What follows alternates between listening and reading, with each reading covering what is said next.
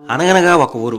ఆ ఊళ్ళో కొబ్బరి మొక్క నాటితే మగపిల్లలు పుట్టడం, అలాగే గులాబీ మొక్క నాటితే ఆడపిల్లలు పుట్టడం ఆశ్చర్యంగా ఉంది కదా. నాకు కూడా అలానే ఉంది. చిక్కంలో వెలిసిన స్వామి కనుక శివదేవుని చిక్కన. ఈ క్షేత్రంలో ఎవరికైతే సంతానం లేరో వాళ్ళు ఇక్కడ స్వామివారి సన్నిధిలో అభిషేకం చేసుకుని స్వామి సన్నిధిలో కొబ్బరి మొక్క నాటుకుంటారు. కొబ్బరి మొక్క నాటుకున్న రోజుకి మళ్ళా ఈ యొక్క క్షేత్రానికి వాళ్ళు వాళ్ళ సంతానంతో తిరిగి వస్తారు. పురుష సంతానం కోసం ఈ కొబ్బరి మొక్కను నాటుకుంటారు. ప్రస్తుతం ఆంధ్రప్రదేశ్ రాష్ట్రంలోని పశ్చిమ గోదావరి జిల్లాలోని పాలకొల్లు మండలానికి సంబంధించిన శివదేవుని చిక్కల అనే గ్రామంలో కొబ్బరి మొక్క నాటితే మగపిల్లలు పుడుతున్నారని వివరాలు సేకరించడానికి ఆ ఊళ్ళోకి వెళ్తే మొదట్లోనే ఒక సుమారు 150 సంవత్సరాల క్రితం ఒక పురాతన మట్టి గోడలతో నిర్మించిన ఒక పొడవైన భవనం కనిపించింది. గోదావరి జిల్లాలో ఇంతవరకు ఎప్పుడు చూడని ఒక పొడవైన మేడ గురించి, అలాగే శివదేవుని చిక్కల అనే గ్రామం గురించి ఈ వీడియో.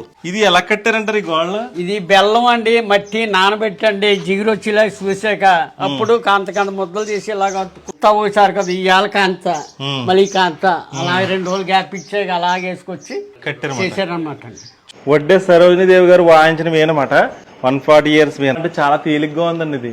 అసలు నేను బరువుగా ఉంటదేమో అనుకున్నాను కానీ అలా లేదు.